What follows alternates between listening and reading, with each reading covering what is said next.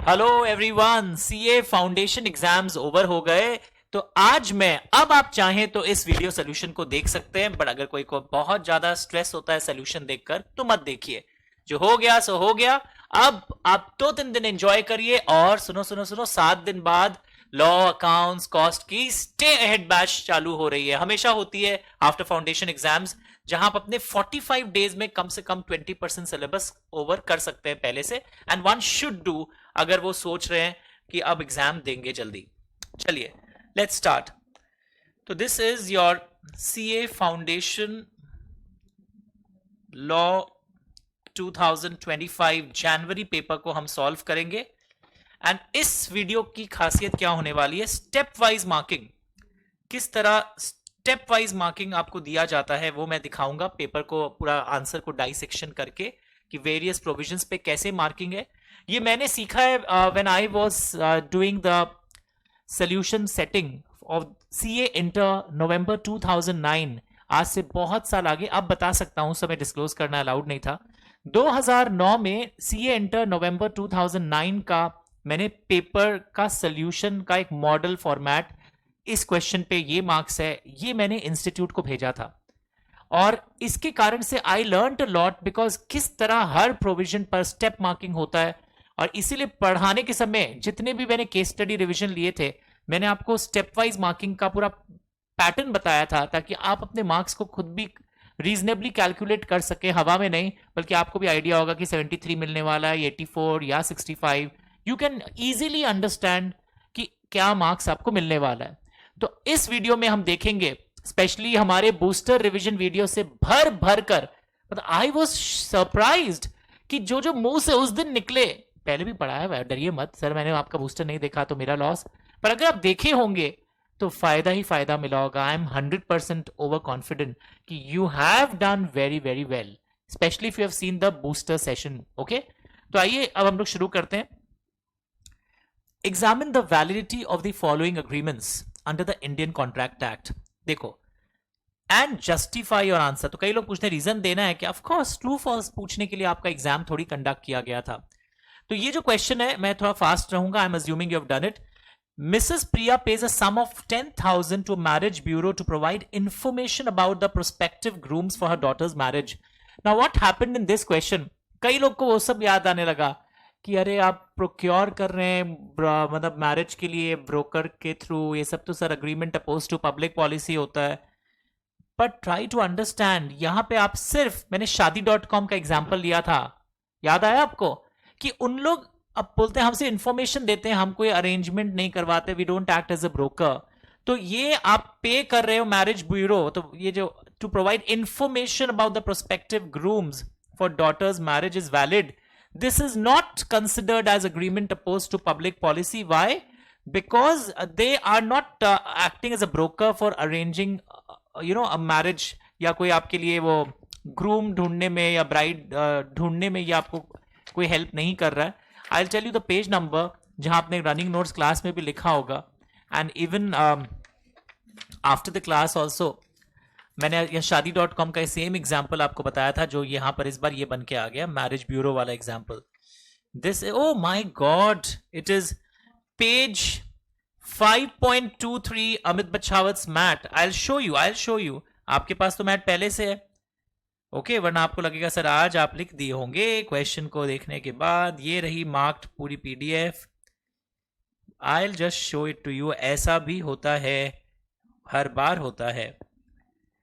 Look at the screens. Marriage bureau only provides information and doesn't negotiate marriage for reward. My god, 5.23, and therefore it is not covered under this point. So this particular question is covered in our class with page number 5.23 of my mat. It is 5.23. तो ये अगर आपने लिखा है is only provides, it doesn't negotiate. अगर आप negotiate कर रहे होते agreement for reward, then it would have been considered as agreement opposed to public policy. तो 5.23 ए बी मतलब A B business law MAT में हमारा ये सेम क्वेश्चन दिया हुआ है। Bharat agrees with John to sell his white bull unknown to both the parties. Bull was already dead at the time of agreement. अब देखो, Indian contract act का पूछ रहा है, ट्राई टू अंडरस्टैंड। तो इसमें आप सेल ऑफ गुड्स एक्ट के सेक्शन 7 को नहीं लिख सकते, यहां पे आपको बताना पड़ेगा यहां what is happening, bilateral mistake हुआ है। क्या चीज के बारे में? एग्जिस्टेंस ऑफ सब्जेक्ट मैटर को लेकर। सब्जेक्ट मैटर तो एग्जिस्ट ही नहीं करता है।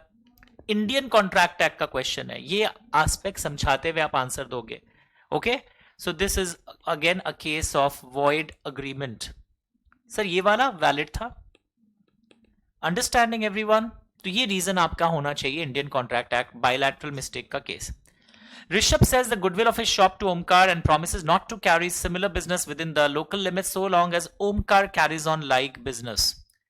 अब ये जो local limits वाला जो point है, the local limits एक reasonable limit लग रहा है, and for reasonable time restrictions should be reasonable.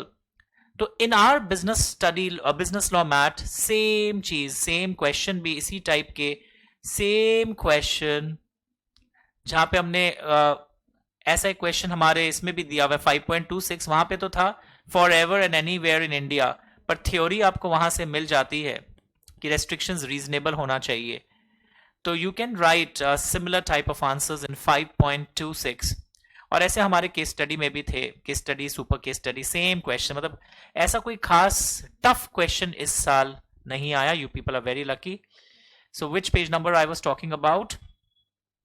अगर आप देखोगे हमारे ही किताब के 5.26 क्वेश्चन 4 रोमन 3, जहां पे आपको इसका आंसर पैटर्न मिल जाएगा।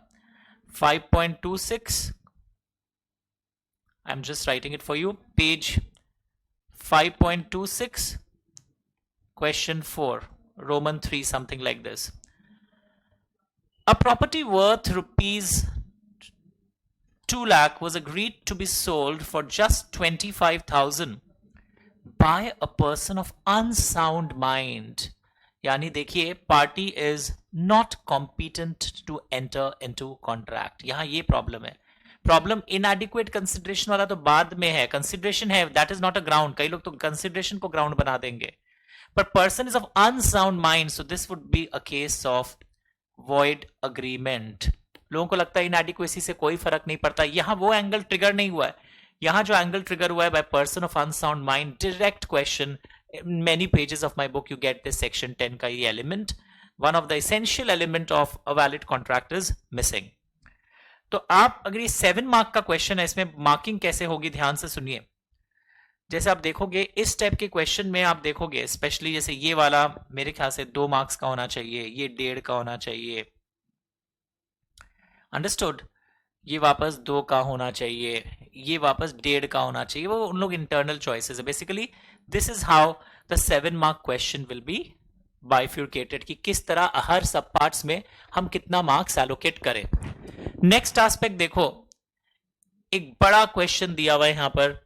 लोग, मैंने बताया आपको, जब जब क्वेश्चन बड़े होते हैं ना, आंसर बहुत सरल निकलता है। तो this is a question of harmony foundation. Language मिल रहा है? चेक करके देखिएगा, बैटरी शायद डाउन है, बाद में हम चेक करेंगे। तो ये एक न्यूली इनकॉर्पोरेटेड कंपनी है जो ये सब चीज पे फोकस कर रही है। ये सेक्शन 8 कंपनी है, और सेक्शन 8 कंपनी का पहले डेफिनेशन याद है, जो प्रॉफिट्स होता है उसको इसी बिजनेस के प्रमोशन में आप लगा देते हो, और सेंट्रल गवर्नमेंट से लाइसेंस मिलता है। तो यानी सेक्शन 8 कंपनी का कुछ ज्ञान तो आप लिखोगे आंसर में। अब इस साल कंपनी को प्रॉफिट्स हुआ, और ये क्या कर रही है, एक वन ऑफ द कंडीशंस क्या था, उसको प्रॉफिट डिस्ट्रीब्यूशन करना मना है। It transfers some amount to a firm and one of the member. Some amount up, you cannot distribute profits. You cannot distribute profits. Prohibition होता है ना profits distribute करना। Subsequently, on complaint of one of the members, central government, after giving an opportunity of being heard, directed to be wound up on the ground. क्या ground है? Ground देखो यहां पर, that a firm cannot be a member of section 8 company. एक ground ये है जिसको मुझे समझाना पड़ेगा, और एक ग्राउंड है it cannot transfer any profit to the firm. Language समझ में आ रहा है आपको? Discuss in light of Companies Act whether the ground for winding up is sufficient. Try to understand. मैंने क्या किया, क्वेश्चन को ऐसे ऐसे बांटा है। ज्यादातर बच्चे सेक्शन 8 कंपनी का डेफिनेशन लिख के आए, नो प्रॉब्लम, बहुत अच्छा लिखे, 4 मार्क्स का ये। बट आपको ग्राउंड्स ऑफ वाइंडिंग अप समझाना था, एंड ये जो लाइन है ना, firm can not be a member of section 8 company, इस लाइन पर भी खेलना है। तो ये firm can not be a member of the company है ना, ये वाला लाइन पर जब खेलोगे that will carry your 1 mark. मैं पूरा पैटर्न बता रहा हूं पेपर कैसे चेक होगा। ठीक है सर, ये 1 मार्क कैरी करेगा। It can not transfer part of the profit to the firm, this will carry 1 mark. And then your definition and grounds of winding up, उसका थ्योरी आप लिखोगे। ओके, बैटरी भी ले आइएगा, बाद में चेंज होगी। ग्राउंड्स ऑफ वाइंडिंग अप का थ्योरी आप लिखोगे, that will also fetch you marks. तो यानी देखो, firm can not be member of the company, लोग इसको तो इग्नोर ही कर दिए होंगे, सिर्फ लोग वो ग्राउंड्स ऑफ वाइंडिंग अप को समझा दिए होंगे। बिकॉज अगर आप वायलेट पब्लिक इंटरेस्ट के अगेंस्ट में जाते हो, आप जिस कंडीशंस के आधार पर सेक्शन 8 का लाइसेंस दिया गया था वो सब का कंप्लायंस नहीं करते हो, कुछ फ्रॉडुलेंट एक्टिविटी करते हो, तो आपका ये वाइंडिंग अप हो सकता है। तो यहां पर आपने गलत काम तो किया ही है ना, आपको तो इन्वेस्ट करना चाहिए था इसमें, आप डाइवर्ट कैसे कर रहे हो दूसरों को। एंड फर्म, क्या वो मेंबर हो सकता है या नहीं हो सकता, ये भी देख लेंगे। तो प्लीज जब आप इस क्वेश्चन को डाइसेक्शन करोगे तो it should be in this format, ये बहुत अच्छे से ऐसे आपका बना हुआ होना चाहिए। Now look here, I will help you. आप देखो, मेरे कंपनी लॉ बुक में आप चलते हैं, I will show it to you, my company law book foundation की। आप उसमें पेज नंबर भी नोट करना, आपके पेज नंबर्स हो सकता है थोड़े से अलग हो। जहां पे भी हमारे किताबों में सेक्शन 8 दिया हुआ था ना, हमारे पेजेस में जहां पे भी सेक्शन 8 दिया हुआ था, अगर आप देखोगे, look at the screens, very good. A firm may be a member, oh my God, yes, of section 8 company, understood. ऊपर से फिर ये सीजी में ऑर्डर वाइंडिंग अप, अगर वाइंडिंग अप ऑर्डर कब हो सकता है, पढ़ के देखिए, फुल पेज में आइए।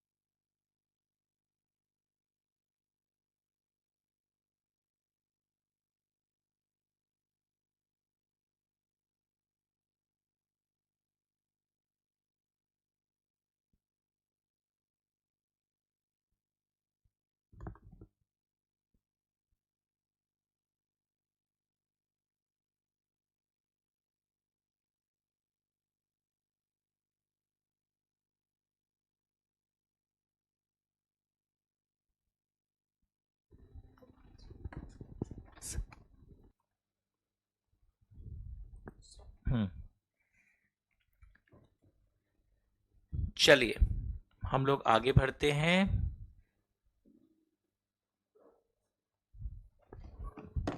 सो अ फर्म में be a member, this is clear.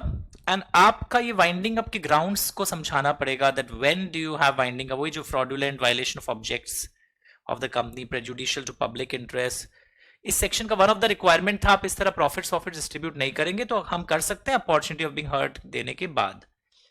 तो वाइंडिंग अप का ये एस्पेक्ट बताओगे आप, और ये सेक्शन 8 के डायरेक्ट क्वेश्चंस हैं। And firm may be a member, so you can not से फर्म मेंबर हो गया इसने हम वाइंडिंग अप करेंगे, ये बात गलत है। पर बाकी जो ग्राउंड्स है वाइंडिंग अप के वो यहां पर दिए हुए हैं आपको clearly. Is it okay? So ये हमारे बुक का सेक्शन 8 किसी के 57 होगा, कोई के 55 होगा। So this is also from my book, this is also from my book. Page number आप कंपनी लॉ बुक में दिया हुआ है, कंपनी लॉ सेक्शन 8। पर क्वेश्चन के अंदर नया पार्ट आपको दिखाई दिया, फर्म मेंबर हो सकता है नहीं हो सकता है, transferring the part of the profits to the firm, even this is discussed. Come to the next part. बहुत अजीब अजीब क्वेश्चंस दिखे थे आर्टिकल्स को लेकर. Justice Private Limited has 9 directors on its board. The company's articles currently state quorum for board meeting. तो बच्चे डर गए, what is quorum? Quorum का मतलब होता है कि मिनिमम जो पर्सन वहां प्रेजेंट हो throughout the board meeting. अगर बोर्ड मीटिंग है तो डायरेक्टर्स, जनरल मीटिंग है तो shareholders, 1/3 of the total strength और two whichever is higher. बच्चे सब लाइंस पढ़ के डर गए. कंपनी अब बेसिकली यहाँ मेन क्रक्स क्या है, कंपनी है ना अमेंड करना चाहता है आर्टिकल्स, और आपने पढ़ते वक्त सुना था आर्टिकल्स को आप चेंजेस कर सकते हैं. ये थोड़ा क्वेश्चन आउट ऑफ ट्रैक चला गया. दे shouldn't have given in foundation level. You might get grace marking. Amend the article और कोरम को आप चेंज कर सकते हैं. Advise the procedure for including this entrenchment provision in the articles, and would your advice be different if it were a public company? तो कई बच्चे तो बहुत कॉन्फिडेंटली क्या किए, बेसिकली यहाँ एंट्रेंचमेंट प्रोविजन जो सेक्शन 5 है उससे रिलेटेड पूछ लिए.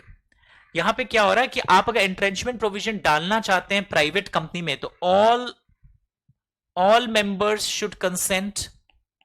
ऑल मेंबर्स के कंसेंट से आप इसको डाल सकते हो. 5 में हम लोग पढ़े थे. और पब्लिक कंपनी होगा तो आप एसआर इन जनरल मीटिंग, तुम एग्जाम में एसआर नहीं लिखोगे, पूरा लिखोगे, special resolution in general meeting pass करके डाल सकते हो. तो ये मैंने बूस्टर रिवीजन वाले दिन सेक्शन 5 आपको पढ़ाया था. तो अगर आप पहले भी पढ़ाए हैं क्लास में भी, यादव डेयरी प्रोडक्ट्स बोल के क्वेश्चन दिया हुआ था. तो अगर आप ये करवा लेते हो तो आप ये एंट्रेंचमेंट प्रोविजन को डलवा सकते हो. यानी एंट्रेंचमेंट प्रोविजन का मतलब है और स्ट्रिक्टर रिक्वायरमेंट. अब ये कोरम वर्ड, बोर्ड मीटिंग, ये सब मेरे लिए सेकेंडरी है. जब मैं पेपर को अप्रोच करूंगा मैं एंट्रेंचमेंट क्लॉज को अटैक करूंगा. तो तुम भी जब इस टाइप के क्वेश्चन को अटेम्प्ट करो या कभी भी रीड करो तो ऐसे मेन चीज को स्टार लगाना चाहिए. तुम कभी एक वर्ड को एक केस स्टडी में समझ में नहीं आए, वहां पर आपको रुकना नहीं है, आप आगे जाइए. ठीक है. Next question. A minor was admitted to the benefits of a partnership firm is entitled to certain rights as well as liabilities to third parties for the acts of the firm. Question आ गया, discuss the rights and liabilities of the minor. But रुको रुको रुको, paper ध्यान से पढ़ो. कई लोग बोल रहे लेंदी पेपर था, क्वेश्चन ध्यान से नहीं पढ़ना, उतना लेंदी था ही नहीं, सिर्फ ये वाला पार्ट पूछा है, before attaining majority. Oh my God sir, मैं तो ज्यादा लिख के आ गया, मार्क्स नहीं कटेगा. बट आपने झूठ मूठ स्ट्रेस नहीं लिया, पेपर टाइम से कंप्लीट नहीं हुआ होगा फिर एग्जाम हॉल में. Only before attaining majority they have asked. Wow, such an easy part. तो ये मैं आपको आंसर दिखाता हूं. ये 6 मार्क्स में आपके मार्क्स कैसे कैसे कट सकते हैं, बढ़ सकते हैं. I just show to you. आप देखोगे बिजनेस लॉ की किताब में जब आप जाते हो, मेरे किताब में डायरेक्ट है ये, मतलब जो भी किताब आप फॉलो कर रहे हो अपने अपने कोचिंग सेंटर्स के, all teachers have done very good job for these simple acts, partnership act, सबने करवाया होगा अपने अपने स्टाइल से. तो देखोगे आप यहां पर पार्टनरशिप के डायरेक्ट क्वेश्चन सेम हेडिंग के साथ हम लोग क्लास में भी किए थे, बूस्टर रिवीजन में भी किए थे. आई just show you the page number. Yes, देखो यहां पर rights and liabilities of a minor before attaining majority. उसको अग्रीड शेयर ऑफ प्रॉफिट्स मिलेगा. पर्सनल लॉस, कोई लॉस वो पर्सनली बेयर नहीं करेगा. उसको सिर्फ अकाउंट के बुक्स देखने का अधिकार है. He can sue, but if he sues he has to break up his connection with the firm. And liabilities क्या है, नॉट पर्सनली लाइबल, वापस समझा दिया. अगर वो इंसॉल्वेंट डिक्लेयर होता है तो माइनर का शेयर, ऑफिशियल लिक्विडेटर, अगर फर्म इंसॉल्वेंट डिक्लेयर होता है तो ऑफिशियल लिक्विडेटर ले जाएगा उसका share. He cannot participate in day-to-day affairs. He cannot bring suit against the partners, but if he wants to bring, he has to sever his connection. तो ये before attaining majority. तो क्या हुआ इस बार before attaining majority आएगा, बच्चे छोड़ के गए. जब किसी का बाई चांस अगले टर्म में एग्जाम है, ये टॉपिक ही छोड़ दिया, अगले एग्जाम में आफ्टर अटेनिंग या ऑन अटेनिंग मेजॉरिटी वाला पार्ट आ जाएगा. और कई लोग इसी क्वेश्चन में पता ये rights of minor and liabilities during minority नहीं समझाए, उन लोग समझा के आ गए अनअटेनिंग मेजॉरिटी माइनर को ये करना है, ये ज्यादा भी समझा के आगे जो दरकार नहीं था. बिकॉज यहां पे what they asked in the exam, they only asked you before attaining majority, वो भी ओनली और लिख दिया, इससे अच्छा क्या होगा. So this was a direct question. Oh page number, अगर आपके पास मेरी ये वाली मल्टी कलर्ड बुक है, it is 10.10.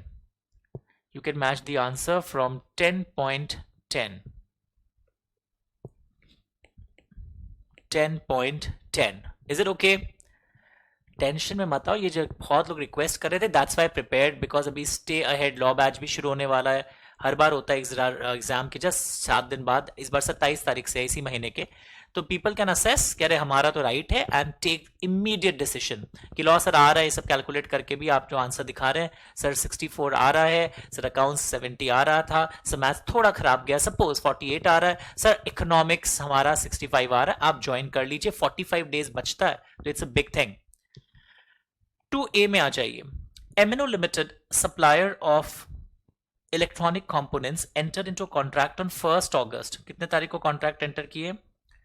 1 August with PQR Enterprises for the sale of 1000 units of microchips. The contract specifically identified by serial number and confirmed that they were in deliverable state. In the warehouse, it is in deliverable state. हमारे यहाँ पड़ा हुआ है, goods will be delivered on 1st September 2023. पता है ये सब words आते ही एक इशारा मिल जाता है that this question will be about what?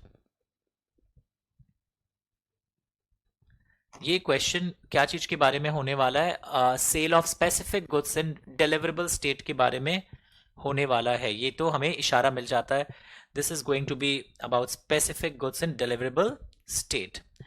तो यहां पर ownership is transferred as soon as the contract is entered. जैसे ही कॉन्ट्रैक्ट एंटर होता है, आपको यहां पर ओनरशिप ट्रांसफर हो जाती है। सर ये कौन सा पेज है? मैं आपको पेज नंबर बताता हूं और दिखला भी दूंगा, बट आपको पहले पेज नंबर बता देता हूं। सेक्शन नंबर 1920 वाला जो पेज है सोगा के अंदर, पेज 9.23। ओके, डिलीवरी से कोई फर्क नहीं पड़ता है। जैसे आपका ओनरशिप ट्रांसफर होता है तो रिस्क भी ट्रांसफर हो जाता है सेक्शन 26 के अंदर। Now on 10th 2023 flood occur damage the warehouse and destroy the entire stock including this. ऐसा हो गया।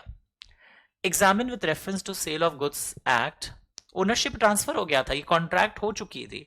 Who shall suffer the loss? Buyer will suffer the loss because ownership was with the buyer. What will be your answer if the microchips are not specifically identified and marked at the time of contract? जैसे लिखा है goods were specifically identified, लिखा है, language देखो, goods were specifically identified that they were in deliverable state. तो मतलब it is not in deliverable state, या तो आप इसको वैसे कंसिडर करो, goods are not specifically identified, या इसको आप अनसर्टेन गुड्स के एंगल से भी देख सकते हो कि वहां तो फैक्ट्री में बहुत सारे कुछ पड़े हुए हैं, उसमें से कुछ आपके लिए हुआ है। बेसिकली यहां पर तब लाइबिलिटी सेलर का ही होने वाला है।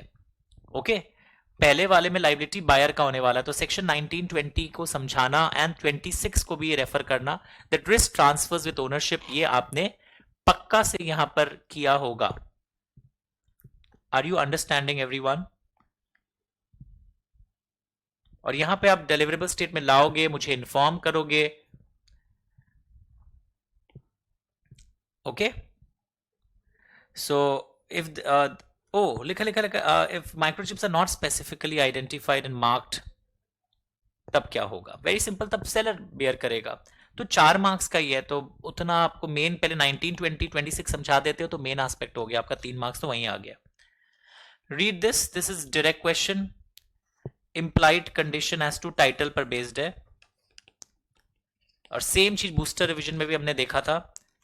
A purchases a motorcycle from B and uses it for some time. Motor has stolen one, here to return it. A brings action. Will he succeed? Yes. Protection मिलता है. This is exception of caveat emptor. Question B. Write and brief the content and model of the articles of association. According to which directors and officers. लोग डर गए directors का question कैसे दे रहा, accounts and audit. यहां पर आपको content and model of articles बताना था. एंड अगर आप मेरे बूस्टर रिवीजन वीडियो को देखोगे, मैंने उस दिन आपको है ना इंस्टीट्यूट का एक पीडीएफ भी दिखलाया था। Just show it to you. Okay, इसी पीडीएफ में हम लोगों ने देखा था मिलकर, एक सेक्शन 5 की ओर भी एक इशारा था। ओ माय गॉड, मैं देखता हूं वो सेक्शन नंबर कहां दिया हुआ है। यस यस यस, मैंने खुद देखा है यहां पर। सेम इंट्रेंचमेंट क्लॉज तो समझाओगे इसके अंदर, and other aspects will also come. ये तो 8 है, 8 के पहले आएगा शायद। Let's us see. And even public financial institution का डेफिनेशन भी आया था जो हमने बूस्टर रिवीजन वाले दिन भी किया था. So this also teachers is one thing that हमें बूस्टर रिवीजन के क्लासेस को ना बहुत अच्छे से करने चाहिए, बिकॉज जो कई बार हम छोड़ के जाते हैं ना, गंदे टॉपिक्स भी आ जाते हैं. तो नथिंग इज गंदा और good in a professional exam. मैं आपको है ना पेज नंबर इसलिए दिखला रहा हूं ताकि आप खुद भी अपने आंसर को चेक कर सको. यस, ये अंडरलाइनिंग था पहले से. The contents and model format of articles of association, FGHIJ. मैंने एफ बोला था, उस दिन ज्यादा जोड़ दिया था. Schedule 1 model format table F. फिर GHIJ भी होता है depending upon the type of company. Okay, तो they are rules and regulations for internal management. Rules में प्रिस्क्राइब्ड होगा what matters should be included. Some articles में कंटेन प्रोविजंस फॉर इंट्रेंचमेंट, और entrenchment को एक्सप्लेन कर देते. और जब भी आप इंट्रेंचमेंट के प्रोविजंस होते हैं आरओसी को भी बताना चाहिए इसके बारे में.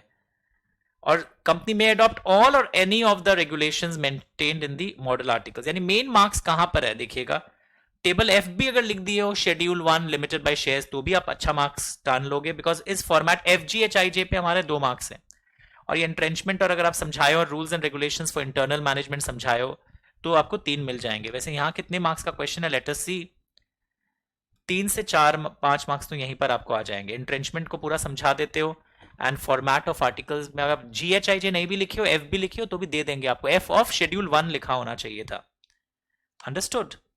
तो ये यहां पर एग्जाम में, ये इंस्टीट्यूट मैथ से मैंने सेम बूस्टर रिवीजन में भी करवाया था, और वैसे क्लास में एंट्रेंचमेंट कराया हुआ था. 7 मार्क क्वेश्चन है. तो यहां पे बहुत सारे लोग एंट्रेंचमेंट नहीं समझाए हैं, बहुत सारे लोग फॉर्मेट का नाम नहीं लिखे. तो यहां पे आप देखोगे 2.5 से 3 मिलेगा if someone is attempted this not done properly. Now read 2C, all of you start reading.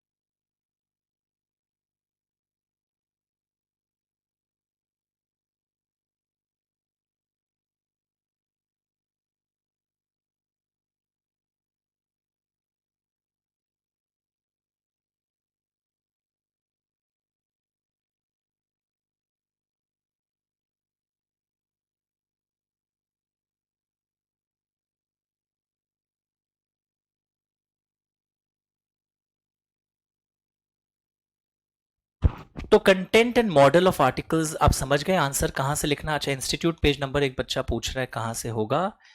तो I am telling you it is institute math 6.35. Institute math 6.35. Sir आपके मैथ में कहा है section number 5 of my math, जहां पे हम लोग memorandum and articles chapter पढ़ते हैं, जो एंट्रेंचमेंट वाले प्रोविजंस थे, वहां पर सेक्शन 5. यानी कि इस बार एंट्रेंचमेंट भर भर कर आया है, विच नेवर पहले हुआ है. ऐसा कभी फाउंडेशन में नहीं हुआ था. Now, Dhyana and Bharti are newly qualified chartered accountants, wish to form a LLP to provide their professional services. They seek information about the provisions of LLP, specifically regarding incorporation document. इसमें बहुत सारे लोग हैं ना wrong answer लिखेंगे. इसमें Philip form और उसके कंटेंट्स और के बारे में बताना था. They want to know whether the statement which is filed along with incorporation, वो CACS का देना पड़ता है कि सारे डिक्लेरेशन सही हैं. Whether it is an evidence that all legal formalities have been fulfilled. Same question मैंने बूस्टर रिवीजन में भी बताया था. Yes, it serves as an evidence.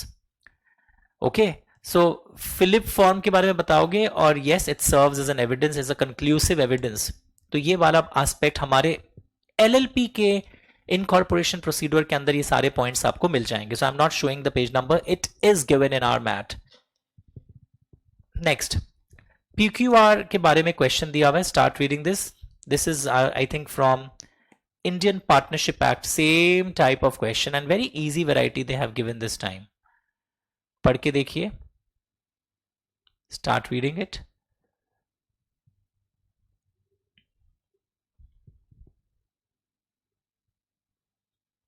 पढ़ना शुरू कर दीजिए।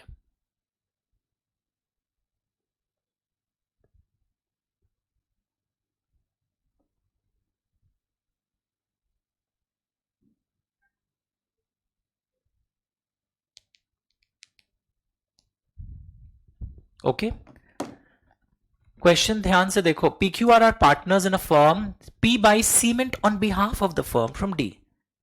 ठीक है, तो ये बेसिकली म्यूचुअल एजेंसी है, इंप्लाइड अथॉरिटी है, because cement is use in the ordinary course, it uses for normally business में यूज होता है, and P uses for personal purposes. Supplier is unaware, third party को क्या पता चलेगा ना कि वो ऐसा कर रहा है, वो तो फर्म से ही मांगेगा। म्यूचुअल एजेंसी कॉन्सेप्ट भी है, इंप्लाइड अथॉरिटी भी है।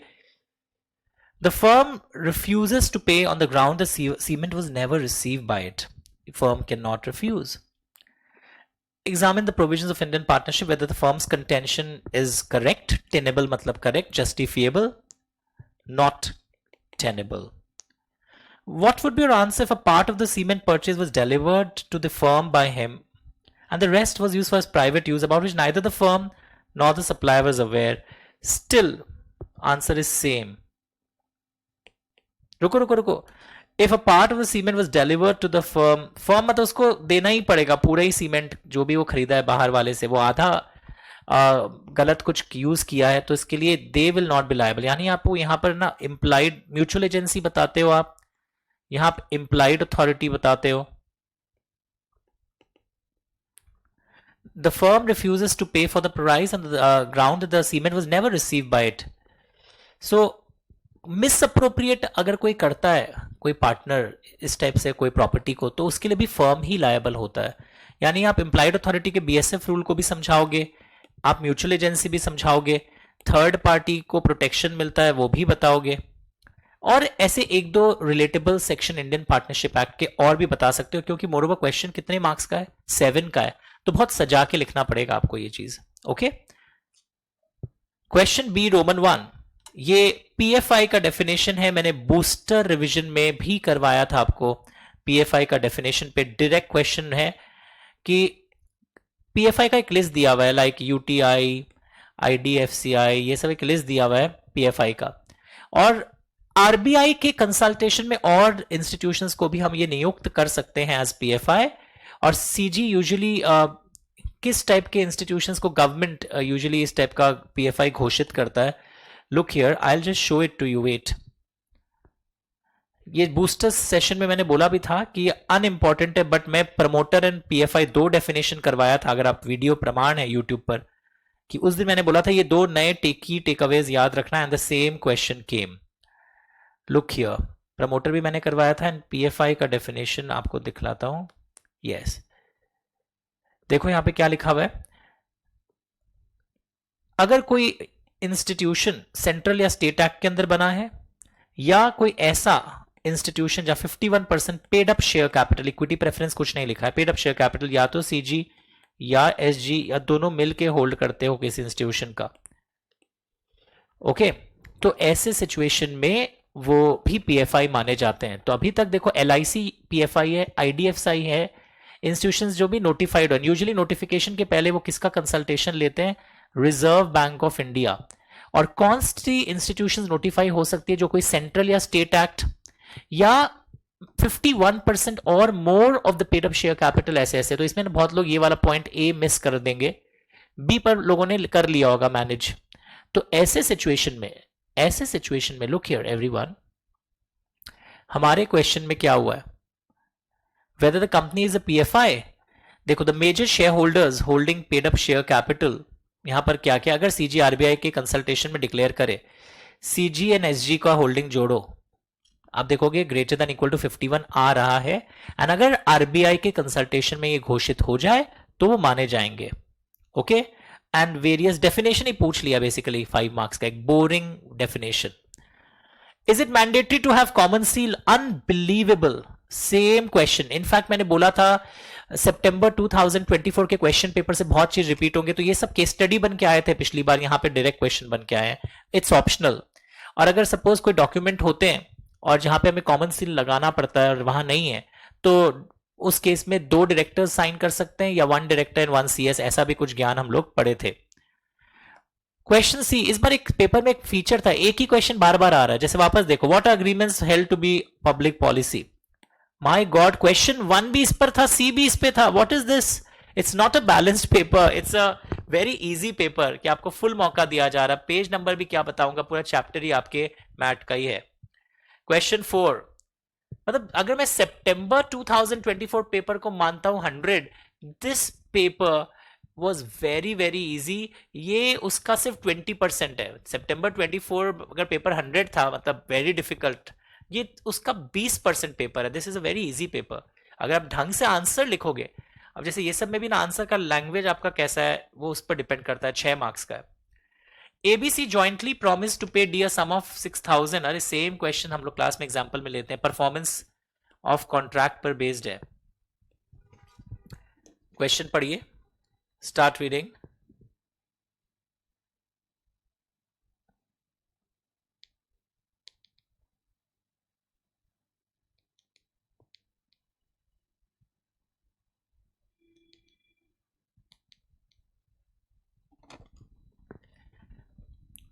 क्या सी एक पार्टी से पूरा 6000 ले सकता है? तो आपको याद होगा joint promises are jointly, word आना चाहिए आंसर में, एंड सेवरली, मतलब personally liable.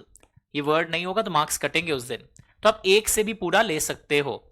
C is compelled to pay the whole amount. Can he recover? Yes. And if that promiser has paid, then later on he will recover from the co-promisers. और अगर एक co-promiser नहीं दे पा रहा है तो बाकी वाले लॉस को इक्वली शेयर करेंगे। तो what is happening in this scenario? 2000 2000 2000 होता है ना। अब एक जन नहीं दे पा रहा है तो ये जो 2000 है ये वाले लोग दोनों शेयर करेंगे। तो यानी कि अब इनकी टोटल लाइबिलिटी 3-3 हजार की आएगी, बिकॉज एक आदमी इंसॉल्वेंट हो गया। I am shocked. 7 मार्क्स का दिया है तो आपका पैटर्न ऑफ आंसर बहुत बढ़िया होना चाहिए। I just tell you the page number of my book again, कि हमारे बुक से कहां से ये आया है। Look at the screen everyone. Hello, yes, in our book performance of contract, मतलब केस स्टडी बुक तो मुझे जाना ही नहीं पड़ रहा, मेन बुक में ही मिल जा रहा है। केस स्टडी में तो सारे है ही, बट ये same questions with different figures, इससे मतलब अनबिलीवेबल। दिस इज, शायद इंस्टीट्यूट चाहता है कि कुछ रिजल्ट बहुत ही अच्छा हो इस बार, तो आपको एक बहुत बड़ा मौका मिला है। मतलब ऐसा बहुत साल बाद हुआ है कि मतलब लोग अपना स्कोर ही कैलकुलेट कर लेंगे पहले ही, इतना इजी है। ये देखो, jointly and severally, page number 6.3, anyone can be compelled to perform the contract, sharing of loss वाला पैराग्राफ ये भी समझाओगे, यानी it is in 6.3 and 6.4. So this question is on 6.3 and 6.4. 6.3 and 6.4 पर बेस्ड है। Oh my God, Telegram channel में जाइएगा अगर आप हमारे स्टूडेंट हैं। मैं ना, मुझे कई लोग पागल समझते होंगे, एक ही मैसेज बार बार क्यों दे रहा है। मैंने लिखा था मेरे NIAC केस स्टडी मिनी के मेरे प्लेलिस्ट में भी है, लास्ट 22 मिनट्स देखिए, लास्ट 23-25 मिनट देखिए, 3 क्वेश्चंस के फोटो भी भेजे थे, उनमें से ये एक डायरेक्ट क्वेश्चन है। मैंने 3 बार रिमाइंडर दिए, 2 बार शाम को दिए, सुबह फिर से दिए। तो कई लोग को लगता भी होगा इनको क्या है, हम अपने हिसाब से पढ़ रहे हैं, मुझे बहुत कुछ है। मैं फिर से आपका चेहरा स्टे हेड बैच में देखना चाहता था 45 दिन पहले रिजल्ट के, पढ़ाकर आपको एक अलग लेवल पर रैंक ताकि आप ला सके। तो ये same question I have put in my Telegram. 3 पढ़ाने बोला, उसमें से 2 आ गए। दिखाता हूं दूसरा कौन सा है। नेक्स्ट देखो, structure of Indian judicial system, functions of judicial system in India, hierarchy of court, direct institute MAT का ये 3 पार्ट है इसमें, and the functioning under the regulatory framework, 3 parts है। तो लोग यूजुअली सिर्फ स्ट्रक्चर बना के आए होंगे तो कुछ मार्क्स कटेगा। Just see this question has 3 parts, all 3 parts should have been done. पक्का एवरीवन?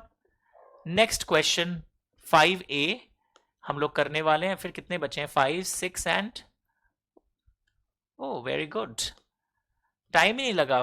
सितंबर 2024 का video solution was very big because questions इतने छोटे छोटे पार्ट्स थे। तो ये तो पूरा इंस्टीट्यूट मैट में डायरेक्टली दिख जाएगा। फंक्शंस एक पार्ट है, हायरार्की एक पार्ट है, और वापस देखो एक और चेंज लगाता हूं, दैट इज योर फंक्शनिंग एक पार्ट है। इंटर लेवल पे भी हम यही बोलते हैं that always try to split question into parts and सब parts that help you to identify lot of things. Question 5A,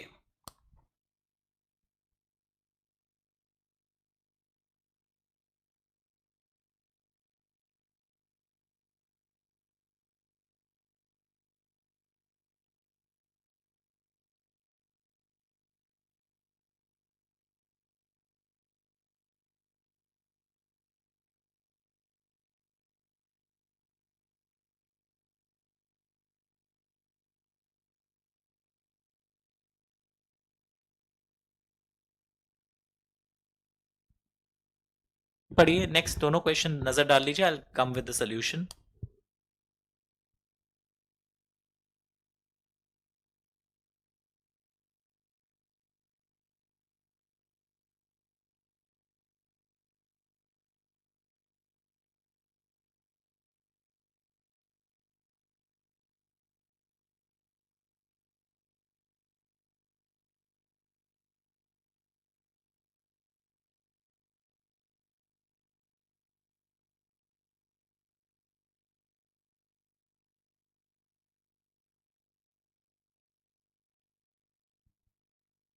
hello या 5A, ओके, एंड 5B, और फिर 6, वाह हो गया, ठीक है। The Institute of Science Pune has placed an order for various chemicals worth so and so in Delhi. The buyer has made full advance payment and the seller dispatched the consignment via a courier of his own choice without reserving the right of disposal. ये सब words है ना cell of goods act में बहुत सुनते हैं। Okay. The consignment was lost in transit. Oh, and now the buyer wants refund of the purchase price. With reference to Sale of Goods Act, assess क्या buyer सही है? तो पहले तो इन ट्रांजिट जब डैमेज होता है तो पहले आपको बताना होगा रिस्क कौन बियर करेगा। पहले आपको सेल में ओनर्स रिस्क किसके साथ ट्रांसफर होता है? ओनरशिप के साथ। यानी आपको सेक्शन शायद 26 है उसका थोड़ा रेफरेंस देना चाहिए था। और यहां पे ओनरशिप ट्रांसफर हो गया है। कैसे ट्रांसफर हो गया सर, कैसे पता चला? एक तो देखो, the buyer made full advance, the seller dispatched without reserving the right of disposal. So the ownership has already been transferred because मैंने कोई राइट ऑफ डिस्पोजल भी यहां पर आपके लिए वो नहीं किया है। And delivery to the carrier is considered as delivery to the buyer. And जब गुड्स हम लोग ट्रांजिट से भेजते हैं तो ऐसे सिचुएशन में भी वो एट बायर्स रिस्क ही जाता है। तो मुझे ये सब एस्पेक्ट्स कवर करने पड़ेंगे और फिर 4 में 4 मिल जाएंगे। ओनरशिप और इस साथ साथ चलता है। या ओनरशिप ट्रांसफर कैसे हो गया, लिखो buyer made full advance payment, वो सेकेंडरी है। The seller dispatch via courier of his own choice, वो भी सेकेंडरी है। Without reserving the right of disposal से ही पता चल गया कि मैंने कोई ओनरशिप अपने हाथ में नहीं रखा है, I have not put any condition. तो ये लाइन से this fact show that the ownership has already been transferred. ये सब तो जस्टिफाइबल पॉइंट्स भी लिखने पड़ेंगे आपको। Next, Adarsh visited an authorized showroom, car showroom, and purchased a car of his choice without conducting a detailed inspection. Acha. After making the payment and taking the delivery of the car, he discovered a defect. बाद में पता चला, which could not have been detected even with reasonable inspection. With reference to this, whether he can invoke implied condition of merchantability. Implied condition of merchantability में बोला जाता है जो defect आपको रीजनेबल एग्जामिनेशन में नहीं पता चले, जो पता चल जाए उसमें आप इन्वोक नहीं कर पाएंगे, पर यहां पर तो आपको बाद में पता चल रहा है लेटेंट डिफेक्ट है। This is not a patent defect, so it's not your case कि आपको बायर को प्रोटेक्शन ना मिले। बायर को यहां प्रोटेक्शन मिलेगा बिकॉज ये गलती है उसको ऐसे भी नहीं पता चलती। कई लोग इसमें ना सैंपल भी दिखाना, पॉइंट भी देखना चाहेंगे, और सैंपल्स आप चाहो तो लिख दो, पर यहां पे मेन पॉइंट यहीं पे मिल जा रहा है कि मर्चेंटेबिलिटी में एक क्लॉज होता है। मैं आपको दिखाता हूं एक बुक, तो आप शायद कन्विंस्ड हो जाएंगे कि क्या पॉइंट बेटर होगा यहां डिस्कशन के लिए। बिकॉज कई बार सेल ऑफ गुड्स एक्ट के आंसर्स में ना 2 ऑल्टरनेट आंसर्स इंस्टीट्यूट के द्वारा रिलीज होते हैं। मकराना मार्बल्स वाला एक बहुत फेमस क्वेश्चन था एग्जाम में, वहां पे भी यही हुआ था। आई जस्ट शो मर्चेंटेबिलिटी का एक पैराग्राफ है हमारे बुक का, दिख रहा है आपको? वहां मर्चेंटेबिलिटी कब एप्लीकेबल नहीं होता है? कोई ऐसी गलती जो मैन ऑफ ऑर्डिनरी प्रूडेंस को भी दिख जाता। और ऊपर से फिर यहां पे भी एक पॉइंट था कि उसको गलत देखने पे भी नहीं पता चलता है। Buyer examined there will no implied condition, ऐसा कुछ मिला। If the buyer has examined the goods there will be no implied condition which should have been revealed. अगर तुम ऐसा कुछ छुपा के रखे हो जो देखने पे भी नहीं पता चलेगा, डिफेक्ट इन द इंजन, कोई देख कर डिफेक्ट को पता लगा सकता है, मैन ऑफ ऑर्डिनरी प्रूडेंस नहीं पता लगा सकता है। तो यहां पे गलती सेलर की है, बायर को प्रोटेक्शन मिलने वाला है। In our book also similar points way return, पर ये तो पता नहीं लग रहा है ना आपको, बिकॉज ये गलती तो आपको देख के भी नहीं पता चलेगा। इवन अगर आप सैंपल भी मानते हो तो सैंपल में भी उस चीज के लिए मतलब कोई ऐसी गलती जो आपको देख के पता भी ना चले तो उसके लिए आपको प्रोटेक्शन मिलता है। Very good. Partner by holding out या एस्टॉपल, सिमिलर टाइप की चीजें। ओके, इसमें अगर कोई रिटायरिंग पार्टनर रिटायर करता है पर पब्लिक नोटिस नहीं देता है तो he holds out himself still as a partner. And इस टॉपल में एक और एक एस्पेक्ट भी था that when someone represents himself to be a partner, उसके रिप्रेजेंटेशन के आधार पे क्रेडिट दिया गया है फर्म को। नॉमिनल पार्टनर, नाम के लिए पार्टनर बना है, लाइबिलिटी तो इसकी रहेगी या नहीं रहेगी? आइए, इसमें बहुत लोगों के आंसर्स है ना इनकम्प्लीट होने वाले हैं। Just show you what points a student can usually miss in such type of point. Nominal partner में वो ना अफेयर समझ रहा है, कंपनी एक्टिविटीज मैनेज करता है, ना कैपिटल देता है, ही does not share any profits also. कई बार बस उसके स्टेटस को यूज करना चाहते हैं but he is liable to the third party. उसको बिजनेस में कोई इंटरेस्ट नहीं है, उसका नाम को यूज करना चाहते हैं, ये आंसर में आना चाहिए था। And he is liable to third party. उसका आइडेंटिटी सबको डिस्क्लोज होता है। डोरमेंट पार्टनर में कई बार आइडेंटिटी डिस्क्लोज नहीं होता है, वो भी एक्टिविटीज अटेंड नहीं करता है, but he is liable to third party. Partner word होते ही डोमिनेंट पार्टनर भी लायबल है, पर पब्लिक नोटिस उसको रिटायरमेंट का नहीं देना है। एंड जब मैं partnership by holding out type की चीजें बोलता हूं, ये रिटायरमेंट वाला एग्जाम्पल भी आ सकता है एंड इवन दिस रिप्रेजेंटेशन वाला एग्जाम्पल भी आ सकता है। तो this was a direct question. Oh page number of our math, it is 10.8 and 10.7. 10.8 and 10.7. Next question.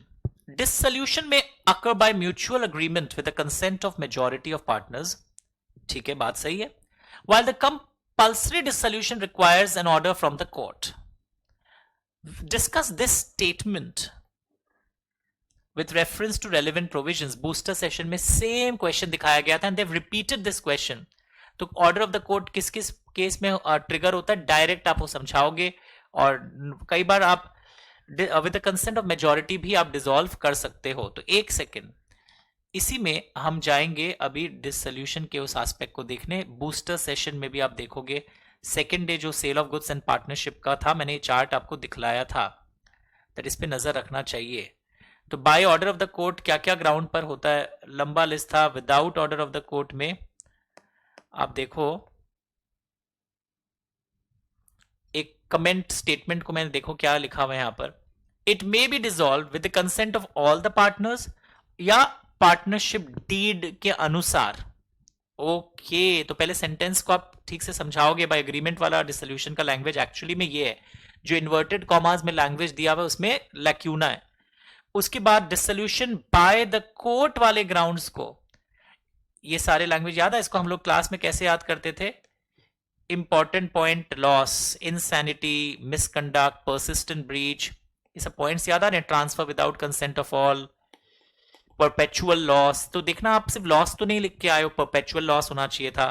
जब एक पार्टनर इनसेन होता है तो बाकी पार्टनर्स अप्लाई कर सकते हैं। जब एक पार्टनर कोई मिसकंडक्ट करता है, चाहे वो मिसकंडक्ट बिजनेस से रिलेटेड ना हो, ओके, तो ये सब लैंग्वेजेस एक मैच कर लेना। इस टाइप के लैंग्वेजेस अगर आएंगे तो आपको फुल मिल सकता है, अदरवाइज मार्क्स थोड़े कटेंगे। तो यू कैन जस्ट अभी एग्जाम दिए हो तो आपको याद आ जाएगा to what extent your answers are correct. तो जब इस टाइप के कमेंट आते हैं ना, क्वेश्चन को डाइसेक्शन करना चाहिए। लोग से एक पार्ट समझा के आ जाते हैं। ये वाला में लैंग्वेज में आपने देखा क्या लैंग्वेज में आपको प्रॉपर लैंग्वेज लिखना चाहिए था। ओके, नाउ अब ये तो मतलब सबसे सरल, when a contract is said to be induced by undue influence. Okay, when do you say it is induced by undue influence? And when a party is deemed to be in a position to dominate, अब इसमें भी लोगों के marks कटेंगे, लोग definition समझा के आए होंगे। एंड डीम्ड मतलब वो प्रिजम्पशन वाले केसेस, वो फिड्यूशरी रिलेशनशिप वाला एग्जांपल भी दोगे, मास्टर सर्वेंट वाला भी, रियल अथॉरिटी वाला केस दोगे, income tax officer and assessee वाला दोगे, या बहुत डिसेबल्ड है फिजिकली एंड मेंटली, वो वाला भी दोगे। And when do you say that it is induced by undue influence, तो लुक इसमें आप एक डेफिनेशन तो ऑफ कोर्स दोगे। तो ये तीनों एस्पेक्ट आपको लैंग्वेजेस लिखे हैं ना, फिड्यूशरी और ये सब चीज, तब आपको 3 में 3 मिलेगा। एंड एक पार्ट और था डेफिनेशन का, दैट व्हेन डू वी से it is basically bye undue influence, ऐसा कब बोलते हैं हम लोग, इसका मीनिंग्स बताओगे आप। प्रिजम्पशंस के कोई भी 3 केस दे देना चलेगा। ये सब चीज आपको बताना चाहिए था इसमें, डीम्ड वाले cases, unconscionable transaction at unreasonable terms, देखते ही पता चल जाता है। अब डीमोनेटाइजेशन के समय जाओगे तो रेट ऑफ इंटरेस्ट हाई रहेगा, तो every time the rate of interest high doesn't mean that there is under influence, वो सब यहां लिखना नहीं है आपको। तो ये सब टाइप के लैंग्वेजेस अगर आपको आएंगे तो so no one would have expected कि अनड्यू इन्फ्लुएंस आपके एग्जाम के क्वेश्चन में आ जाएगा। पेज नंबर एकदम डायरेक्ट है, फ्री कंसेंट चैप्टर से ही है, फिर भी चाहिए पेज नंबर, रुकिए बता देता हूं जो लोग मैच करना चाहेंगे आंसर को। It is 5.4 of my book, या जो भी बुक आप पढ़ते हो सारे कोचिंग सेंटर्स के मैट में है। अब इस बार आपने अगर हमारे खुद के 7-8 मॉक टेस्ट दिए हैं तो आई एम श्योर आपको स्कोर ही पता होगा कि किस पे मैं अमित सर अगर चेक करते तो क्या देते। Question 6, oh this is the last one, ठीक है। नाउ दिस क्वेश्चन 6 चल रहा है, यहां पे आप देखो this question you must have read. Anjali purchased cosmetic products of 15,000 during the last week from Sushil, a shopkeeper, credit of 1 month. After fortnight, a blank promissory note दे दिया, sign कर दिया, डिलीवर कर दिया, वो आगे इंडोर्स कर दिया। Sir ये तो वैसा कुछ लग रहा है, वो होल्डर इन ड्यू कोर्स बन गया। अरे वाह सर, ये तो सेम क्वेश्चन है। 15,000 का था पर वो वाला आदमी 17,000 भर लिया। मैच्योरिटी को जब वापस उसके पास लाया, he refuse to pay because amount filled up is more than the agreed amount. It is to be noted is covered by the stamp. 17,000 covered है, डायरेक्ट क्वेश्चन है।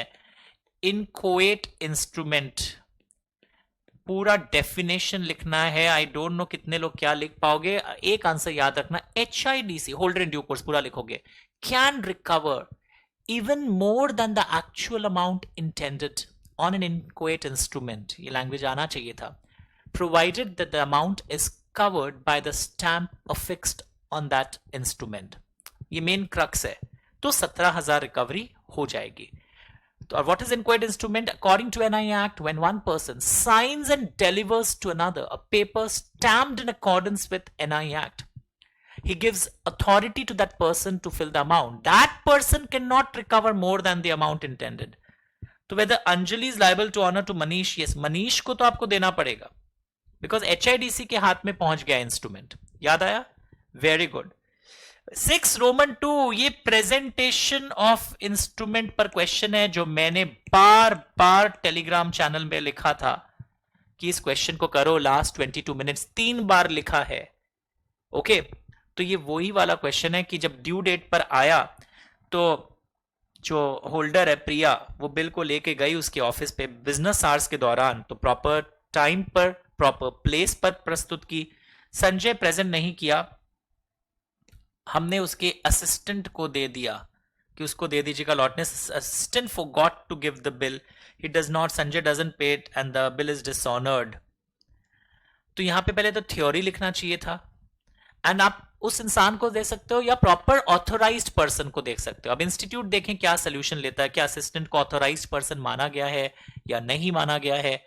तो देखिए ये हमारे NI एक्ट के नोट्स में भी था, आप अपने बुक्स में भी देखोगे, इनफैक्ट टेलीग्राम में भी देखोगे, तो सब जगह ये क्वेश्चन था। I just check it for you. ये था पेमेंट वाला ना, यस।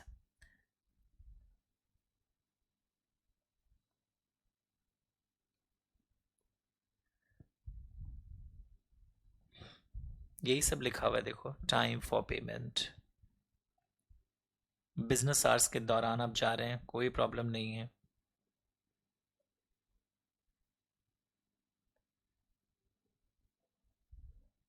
सेम सेम आंसर है। Place,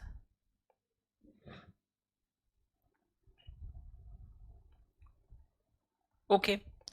so this is simple, यहां पे कुछ और कोई खास बात नहीं है। बाय द होल्डर और on behalf of the holder.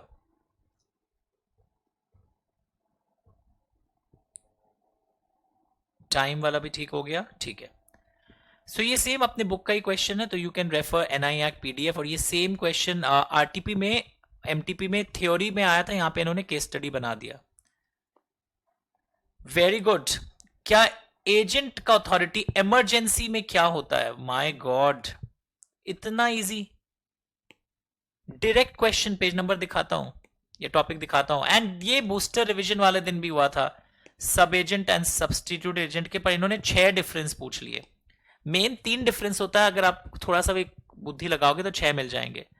Now what are the rights? My god, again this is also same. मैंने बताया था कि नॉर्मली हमेशा हम लोग सेलर का कॉलर पकड़ते हैं, मतलब सेलर के राइट्स पूछे जाते हैं। एग्जाम में आ गया, अगर सेलर धोखा दे दे, डिलीवरी नहीं दे, what are the rights of a buyer when seller commits a breach. तो जो लोग क्वेश्चन को ध्यान से नहीं पढ़े होंगे, जो बूस्टर रिवीजन किए होंगे, उनका तो ये 7 भी पूरा राइट होने वाला है, 7 में 7, बिकॉज मैंने बताया था ये होगा।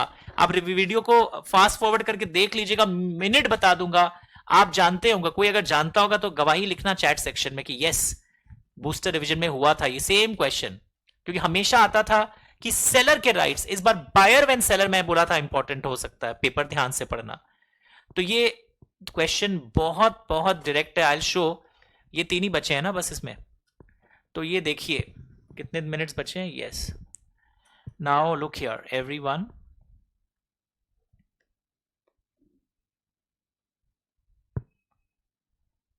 दिस इज, अच्छा सप्लीमेंट वाला book. Yes, wait wait wait, मैं दिखलाता हूं आपको, जस्ट 1 मिनट टाइम दीजिएगा।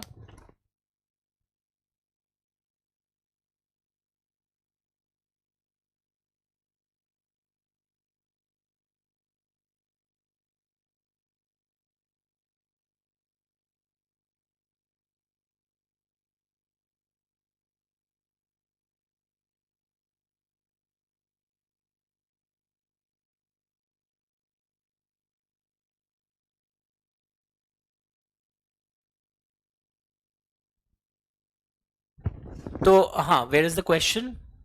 ये तीनों क्वेश्चंस आप देखना चाहते हैं? एक सेकेंड, NI हो गया, एजेंसी में आ जाइए, जल्दी आओ। मतलब एजेंसी ने इमरजेंसी, मतलब मैंने रेलवे वाला एग्जांपल भी दिया था आपको, बहुत सारे एग्जांपल्स दिए थे। ये रहा सब एजेंट एंड सब्स्टिट्यूट एजेंट, मैंने खुद आपको बूस्टर रिवीजन भी करवाया था, सेम क्वेश्चन। करोगे ना इसको अच्छे से करके? लिखा होगा, आई एम श्योर आपने लिखा होगा। एजेंसी इन एजेंट का इमरजेंसी में क्या होता है? वो जो भी अपने प्रिंसिपल को प्रोटेक्ट करने के लिए एक्शन लेता है, वो सब जायज है, वो ऐसा कर सकता है। समझा पाओगे इसको, एजेंसी इन इमरजेंसी वाला भी? पेज नंबर्स डायरेक्ट है बुक के, डायरेक्ट एग्जांपल आपको देखते ही समझ में आ गया होगा। As a man of ordinary prudence would do to protect his principal. And last है ये तो हो गया rights of a buyer. Rights of a buyer आपको मेरे बिजनेस लॉ बुक में दिख जाएगा। I just show it to you. Sir लोग क्या गलती कर सकते थे, अब तो नहीं किए होंगे I am sure, booster revision देखने के बाद तो चांस ही नहीं है ये गलती भी करने का आपका। ये पेज नंबर बता देता हूं, ताकि ये इसलिए मैं करवा रहा हूं ताकि आप स्टे एट बैच ज्वाइन करने के पहले अपना स्कोर गिन ले, तो आपको आराम से आइडिया हो जाएगा दैट यस, कोई टेंशन नहीं है, आप तो पास हो गए।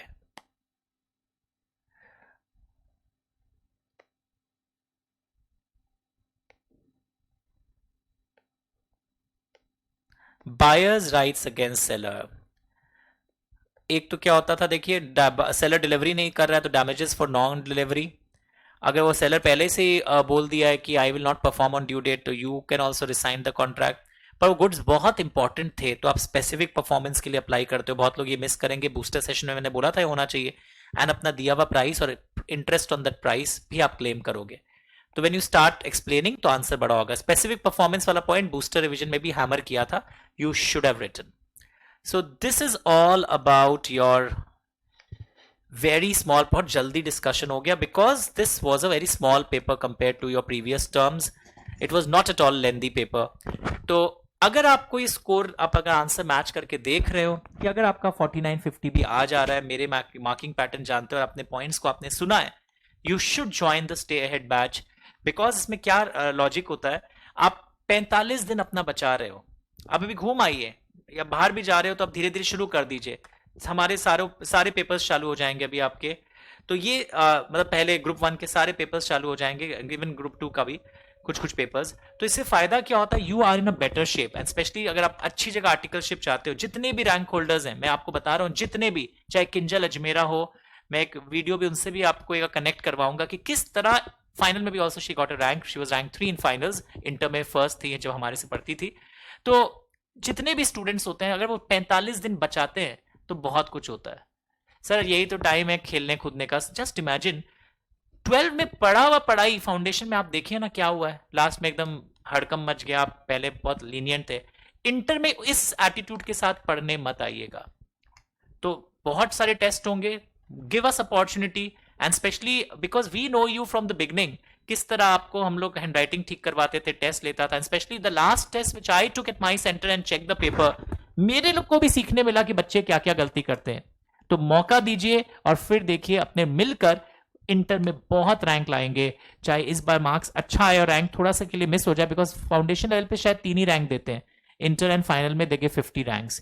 So we want you to be in those top 50 and clear and be placed in good companies and good CA firms.